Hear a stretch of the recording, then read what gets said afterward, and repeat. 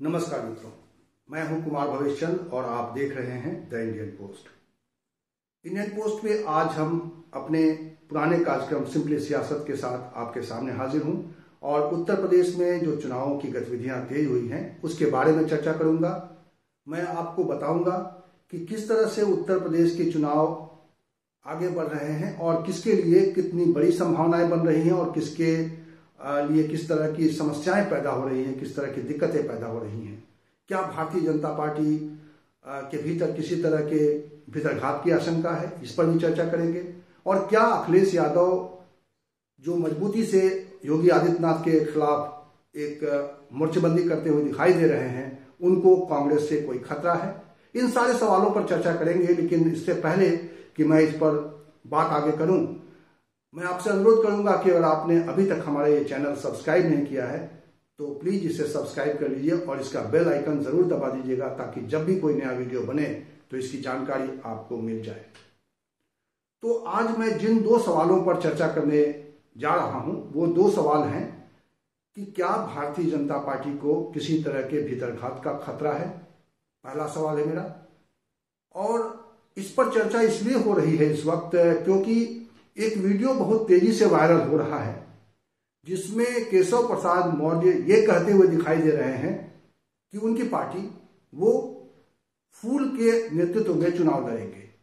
क्या कहा है उन्होंने, ये वीडियो क्या है, पहले ये वीडियो देख लीजिए, आपको इसका एक एहसास, एक आभास मिल जाएगा कि किस तरह की सियासत उत्तर प्रदेश में इस वक्त चल रही है। वो हुआ था तो महोदय, भारतीय जनता पार्टी अब किसके नेतृत्व में चुनाव लड़ेगी? ये बता, भारतीय जनता पार्टी कमल के फूल के नेतृत्व में चुनाव लड़ेगी। नहीं सर, भारतीय जनता पार्टी कमल के फूल के नेतृत्व में चुनाव लड़ेगी। नहीं सर। केशव प्रसाद मौर्य के इस वीडियो के बाद ये चर्चा बहुत तेज है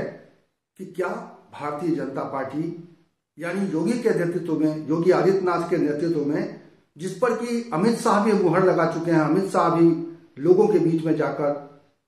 सार्वजनिक मंच से ये कह चुके हैं कि योगी आदित्यनाथ के नेतृत्व में ये चुनाव लड़ा जा रहा है उत्तर प्रदेश का, उस नेतृत्व को क्या केशव प्रसाद मौर्य चुनौती दे रहे हैं? क्या योगी आदित्यनाथ के नेतृत्व को किसी तरह की चुनौती है भारतीय जनता पार्टी के किसी बड़े नेता की ओर से? ये सवाल आज इसलिए उठ रहा है क्योंकि ऐसे वीडियो सामने आ रहे हैं। इसके अलावा एक जानकारी और मैं आपको बता दूं कि मैं अभी राजस्थान के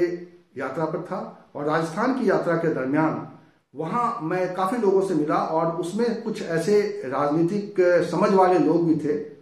और वो मुझसे ये जानना चाह रहे थे कि उत्तर प्रदेश में क्या योगी आदित्यनाथ की लड़ाई ठीक चल रही है। और जब मैंने उनको जानकारी दी कि योगी आदित्यनाथ के साथ किस किस तरह के पॉजिटिव एस्पेक्ट हैं, उनके पक्ष में क्या चीजें हैं, उनके खिलाफ में क्या चीजें हैं, तो वो बता रहे थे कि उन्हें ऐसा लग रहा था, राजस्थान में इस बात की चर्चा बहुत तेज थी कि योगी आदित्यनाथ को अपने भीतर के लोगों से खतरा है, यानी भारतीय जनता पार्टी के कुछ बड़े नेता, बल्कि एक व्यक्ति ने तो राजनाथ सिंह का नाम लिया और कहा कि राजनाथ सिंह कभी नहीं चाहेंगे कि योगी आदित्यनाथ प्रदेश में दोबारा चुनकर मुख्यमंत्री बने। तो जो भारतीय जनता पार्टी के कार्यकर्ता हैं, जो दूसरे प्रदेश के रहने वाले हैं, उनके मन में इस तरह की शंका है। तो प्रदेश के नेता कैसे सोच रहे हैं इसको लेकर जरूर कई तरह की बातें सामने हैं, मैं उन पर चर्चा करना चाहता हूं। दरअसल योगी आदित्यनाथ आज की तारीख में अगर देखा जाए तो भारतीय जनता पार्टी के वैसे चेहरे बन गए हैं जिनको कोई चुनौती नहीं मिल सकती है। और योगी आदित्यनाथ की यही बात भारतीय जनता पार्टी के कुछ दिग्गज नेताओं को अखर रही है। राजनाथ सिंह का नाम तो राजस्थान से आया है। राजस्थान के कार्यकर्ता ने, जिसने अपनी गाड़ी में भगवा झंडा बना रखा था, वो पट्टा जो भारतीय जनता पार्टी के नेता पहनते हैं, वो पट्टा उसने अपने शीशे के ऊपर उसको बांध रखा था। जाहिर है कि वो भारतीय जनता पार्टी का समर्थक था। मैं दरअसल उनसे जानना चाह रहा था कि राजस्थान में अशोक गहलोत की सरकार कैसी चल रही है, तो उस पर चर्चा शुरू हुई और उसके बाद उन्होंने इस तरह की बातें मेरे सामने रखी राजनाथ सिंह नहीं चाहते हैं कि योगी आदित्यनाथ एक बार फिर चुनकर प्रदेश के मुख्यमंत्री बने। और उत्तर प्रदेश में आप देख रहे हैं कि केशव प्रसाद मौर्य का ये जो वीडियो है वो वायरल हो रहा है, बहुत तेजी से सोशल मीडिया पर ये वीडियो चल रहा है, जिसमें वो साफ तौर पर कह रहे हैं कि भारतीय जनता पार्टी कमल के नेतृत्व में चुनाव लड़ेगी, यानी उनको योगी आदित्यनाथ का नेतृत्व पसंद नहीं है। ये सभी जानते हैं कि केशव प्रसाद मौर्य और योगी आदित्यनाथ की लंबे समय तक बनी नहीं, और जब चुनाव करीब आ रहे थे, आज से 2-3 महीने पहले जब केंद्रीय नेताओं के दौरे तेज हुए, तब केंद्रीय नेताओं के परिश्रम से या केंद्रीय नेताओं के परसुएशन से ये दोनों दिग्गज केशव प्रसाद मौर्य के आवास पर इनकी मुलाकात हुई। उस मुलाकात की वो तस्वीरें भी ऐतिहासिक बताई गई, जिन तस्वीरों में केशव प्रसाद मौर्य अपने परिवार के साथ दिखाई दे रहे हैं, योगी आदित्यनाथ दिखाई दे रहे हैं, और उन तस्वीरों में भारतीय जनता पार्टी के जो केंद्रीय नेता हैं वो दिखाई दे रहे हैं, BL संतोष दिखाई दे रहे हैं, और उसके अलावा संघ के भी नेता दिखाई दे रहे हैं, दिनेश शर्मा दिखाई दे रहे हैं। तो आप लगातार देख रहे होंगे कि जो सरकारी मंच है उस पर से केशव प्रसाद मौर्य अधिकतर मंचों से अनुपस्थित दिखाई देते हैं। कुछ मंचों पर केशव प्रसाद मौर्य और योगी आदित्यनाथ जरूर दिखाई दिए हैं साथ साथ, लेकिन जितने कार्यक्रम हो रहे हैं उन कार्यक्रमों में जिस तरह से योगी आदित्यनाथ और दिनेश शर्मा दिखाई दे रहे हैं, और उतनी ज्यादा संख्या में ये तीनों नेताओं की एक साथ आने वाली तस्वीरें आपको कम दिखाई दे रही होंगी। तो निश्चित रूप से केशव प्रसाद मौर्य कहीं ना कहीं योगी आदित्यनाथ के साथ उस तरह से अभी तालमेल नहीं बन पाया है। ये भारतीय जनता पार्टी के कार्यकर्ताओं के बीच में इस तरह की चर्चा भी है, और देखना ये होगा कि क्या ये खटास जो है, क्या ये जो तुलसी है, ये कहीं ना कहीं चुनावी नतीजे को प्रभावित करेगी। एक बात और बताया जा रहा है वो ये कि अभी तक ये जो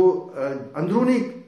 जो झगड़े हैं या अंदरूनी एक जो कसक है, ये कसक सतह पे इसलिए नहीं है क्योंकि अभी टिकट बंटवारे में देर है, लेकिन जैसे ही टिकट बंटवारे हो जाएंगे, टिकट के वितरण में अगर किसी बड़े नेता के अपने लोगों को टिकट नहीं मिलेगा तो जाहिर तौर पर ये खटास, ये कसक आपको सतह पर दिखाई देगी। लेकिन जिस तरीके से योगी आदित्यनाथ को केंद्रीय नेतृत्व अपने समीकरण के लिहाज से या कहिए कि किसी तरह के दबाव में उनको नेतृत्व का चेहरा बना रही है, उससे कहीं न कहीं बड़े नेताओं को मन में ये अपने आने वाले समय में जो उनकी राजनीति है उसके प्रभावित होने का एक अंदेशा दिखाई दे रहा है। आपको ये भी मालूम है कि योगी आदित्यनाथ का चेहरा एक ऐसा चेहरा माना जा रहा था, और इस वक्त भी ये चर्चा है कि अगर योगी आदित्यनाथ एक बार फिर से उत्तर प्रदेश के मुख्यमंत्री के तौर पर चुनकर आते हैं और इस कठिन लड़ाई में अगर वो जीत कर सामने आ जाते हैं, तो प्रधानमंत्री के रूप में अगले दावेदार के तौर पे वो अमित शाह को चुनौती देने की स्थिति में पहुंच सकते हैं। तो आप समझ सकते हैं कि योगी आदित्यनाथ कहीं ना कहीं अमित शाह के लिए भी चुनौती बन सकते हैं, क्योंकि उत्तर प्रदेश एक बड़ा प्रदेश है और बड़े प्रदेश का दूसरी बार मुख्यमंत्री बनने वाला चेहरा निश्चित रूप से बड़े नेताओं की नजर में रहेगा, पार्टी की नजर में रहेगा, संघ की नजर में रहेगा। और जब 2024 में प्रधानमंत्री के विकल्प के चेहरे के तौर पर देखा जाएगा तो उन चेहरों में योगी आदित्यनाथ का चेहरा भी निश्चित रूप से दिखाई देगा। और इसीलिए मजाक मजाक में जरूर लेकिन भारतीय जनता पार्टी के समर्थक हों या उसके विरोधी हों, ये बात भी जरूर कहते हैं कि अमित शाह भी शायद नहीं चाहते हैं कि योगी आदित्यनाथ के नेतृत्व में लड़ा जाने वाला चुनाव बहुत सफलतापूर्वक भारतीय जनता पार्टी के पक्ष में नतीजे दे। और यही बात कहीं न कहीं केशव प्रसाद मौर्य के बारे में कही जा रही है। और जो राजस्थान से जो खबर आई, राजस्थान से जो जानकारी मेरे पास आई कि राजनाथ सिंह भी ऐसे लोगों में शामिल हैं जो योगी आदित्यनाथ को आगे बढ़ते हुए नहीं देखना चाहते हैं। तो ये जो भारतीय जनता पार्टी के जो चेहरे हैं, बड़े चेहरे हैं, उनको कहीं ना कहीं योगी आदित्यनाथ के चेहरे से डर लगने लगा है। और ये डर भारतीय जनता पार्टी के लिए 2022 में क्या संकट का कारण बन सकता है, ये सवाल एक बड़ा सवाल बन रहा है। और लेकिन इस सवाल पर आखिरी तौर पर इस वक्त कुछ कहा जाना मुश्किल है, क्योंकि इन सभी बड़े दिग्गजों के लोग जब टिकट उनको नहीं मिलेगा तब ये जो अंदर खाने में जो गड़बड़ी चल रही है, अंदर खाने में जो कसक और जो खटास है, ये खटास खुलकर सामने आ सकती है और तब इस पर एक बार फिर से आकलन किया जा सकेगा। और अब जो सवाल था मेरे मन में कि क्या अखिलेश यादव जो योगी आदित्यनाथ के खिलाफ में एक बड़ा चेहरा दिखाई दे रहे हैं, और ये दिखाई दे रहा है साफ तौर पर कि वो योगी के खिलाफ एक मजबूत चेहरे के तौर पर 2022 के चुनाव में मुकाबला करते हुए दिखाई दे रहे हैं, उनको किसी तरह का खतरा है क्या? जो लगातार वो छोटे दलों को अपने साथ शामिल करते हुए बहुत तेजी से योगी के खिलाफ एक माहौल बनाने में कामयाब हुए हैं, उनकी यात्रा, विकास यात्रा भी शुरू हो चुकी है, उनकी रैलियां भी हुई हैं, उन्होंने कई कार्यक्रम किए हैं और समाजवादी पार्टी के दफ्तर में लगातार छोटे दलों का, कुछ दूसरे दलों से नेताओं के आने का सिलसिला जारी है, कुछ जमीन पर जिनकी ताकत है, बसपा के बड़े नेता,